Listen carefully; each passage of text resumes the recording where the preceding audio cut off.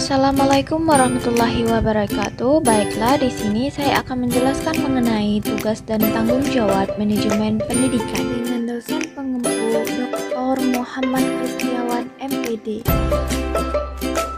A. Konsep dasar kepala sekolah. Secara etimologi, kepala sekolah adalah guru yang memimpin sekolah. Kata kepala sekolah berasal dari dua kata, yaitu kepala dan sekolah. Kata kepala dapat diartikan sebagai ketua atau pemimpin dalam suatu organisasi.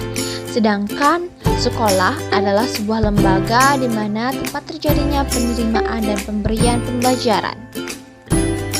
Jadi, dari pendapat para ahli di atas dapat disimpulkan bahwa kepala sekolah adalah orang yang memimpin sebuah lembaga pendidikan atau sekolah dan menggerakkan, memengaruhi, serta mendorong semua pihak yang terlibat dalam lembaga tersebut untuk mencapai tujuan bersama. Hal-hal yang mempengaruhi pemimpinan kepala sekolah menurut Depdiknas 1999 antara lain sebagai berikut. 1. Kepribadian yang kuat. 2. Memahami tujuan pendidikan yang baik. 3. Memiliki pengetahuan yang luas tentang bidang tugasnya maupun bidang lain yang terkait. 4. Memiliki keterampilan yang profesional. B. Syarat-syarat menjadi kepala sekolah. Berdasarkan Surat Keputusan Menteri Pendidikan Nasional Nomor 13 Tahun 2007, syarat-syarat menjadi kepala sekolah adalah sebagai berikut. 1. Kualifikasi umum kepala sekolah madrasah. A. Memiliki kualifikasi akademik sarjana S1 atau diploma. B. Memiliki waktu diangkat menjadi kepala sekolah berusia setinggi-tingginya 56 tahun. C. Memiliki pengalaman mengajar sekurang-kurangnya 5 tahun.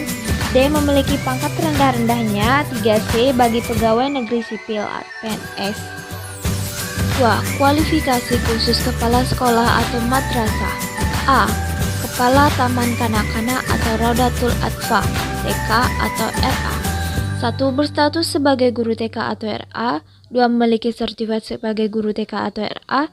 3. Memiliki sertifikat kepala TK atau RA yang dikeluarkan oleh lembaga yang ditetapkan pemerintah. B. Kepala sekolah dasar SD atau MI. 1. Berstatus sebagai guru SD atau MI. 2. Memiliki sertifikat sebagai guru SD atau MI. Dan 3. Memiliki sertifikat kepala SD atau MI yang dikeluarkan oleh lembaga yang ditetapkan pemerintah. E. Kepala Sekolah Menengah Pertama SMP atau MIS. 1. Berstatus sebagai guru SMP atau MTS. 2. Berstatus sebagai guru SMP atau MTS. 3. Memiliki sertifikat kepala SMP atau MTS yang dikeluarkan oleh lembaga yang ditetapkan pemerintah. D. Kepala Sekolah Atas SMA atau MA. 1. Berstatus sebagai guru SMA atau MA. 2. Berstatus sebagai guru SMA atau MA. Dan 3. Memiliki sertifikat kepala SMA atau MA yang dikeluarkan oleh lembaga yang ditetapkan pemerintah. E. Kepala Sekolah Kejuruan SMK atau MA. 1. Berstatus sebagai guru SMK. 2. Berstatus sebagai guru SMK atau MK. Dan 3. Memiliki sertifikat kepala SMK atau MAK yang dikeluarkan oleh lembaga yang ditetapkan pemerintah. Ciri-ciri kepala sekolah efektif. Sergio Vanni dan kawan-kawan tahun 1984 mengidentifikasi 5 ciri kepala sekolah yang mengagumkan, yaitu 1. Memiliki pemahaman yang luas terhadap sekolah. 2. Sulit mengatakan tidak untuk membantu para siswa. 3. Memiliki kemampuan mendengarkan. 4. Senang bekerja sama dengan orang lain sehingga orang lain tersebut dapat berhasil. 5. Toleran terhadap situasi ambisius dan memahami bahwa budaya sekolah terus berkembang sepanjang waktu. E. Tugas dan tanggung jawab kepala sekolah. Menurut Purwanto, tugas dan tanggung jawab kepala sekolah atau manajer pendidikan yaitu harus mengalami perkembangan dan perubahan, baik sifat maupun luasnya sesuai dengan pendidikan di negara Indonesia yang bersifat nasional demokratis. Maka sifat pemimpinan manajemen sekolah pun harus berubah dengan mengarah pada kepemimpinan pendidikan yang demokratis. Tugas dan tanggung jawab kepala sekolah semakin luas dan semakin banyak bidangnya. E. Fungsi kepala sekolah sebagai manajer. Stauner 1978 mengemukakan 8 fungsi kepala sekolah sebagai seorang manajer, yaitu 1. Bekerja dengan melalui orang lain. 2. Dengan waktu dan sumber yang terbatas mampu menghadapi berbagai persoalan. 3. Bertanggung jawab dan mampu mempertanggungjawabkan. 4. Berpikir secara relatif. 5. Sebagai juru penengah. 6. Sebagai seorang politis. 7. Seorang diplomat. 8. Mengambil keputusan yang sulit.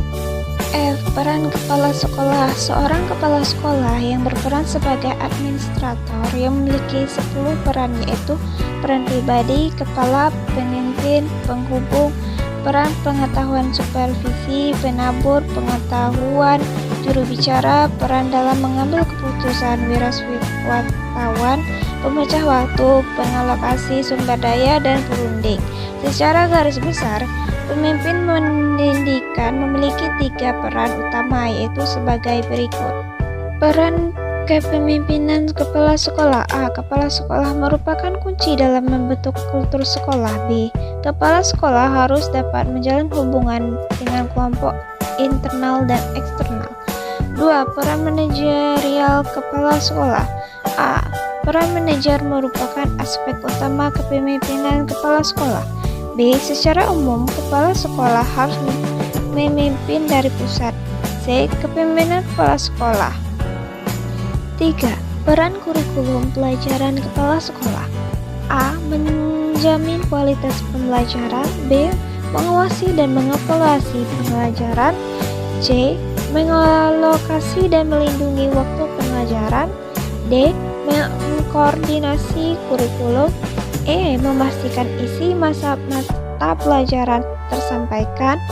F. Monitoring kemajuan siswa.